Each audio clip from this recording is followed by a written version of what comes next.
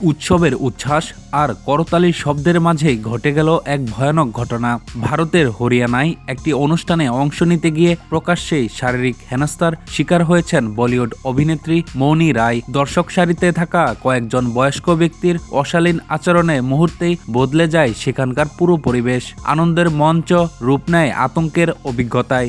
এই ঘটনায় চুপ না থেকে সামাজিক যোগাযোগ মাধ্যমে নিজের ক্ষোভ উপড়ে দিয়েছেন এই অভিনেত্রী, যা ঘিরে নতুন করে তোলপাড় শুরু হয়েছে বিনোদন অঙ্গনে।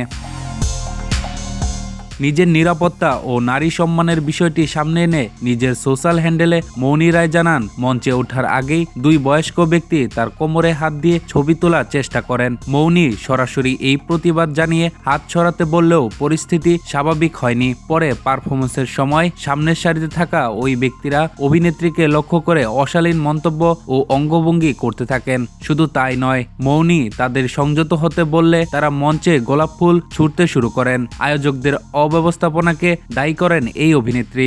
জানান, বিষয়টি এতটাই অস্বস্তিকর ছিল যে তিনি অনুষ্ঠান ফেলে চলে যেতে চেয়েছিলেন, কিন্তু পেশাদারিত্বের খাতিরে শেষ পর্যন্ত পারফর্ম করেন।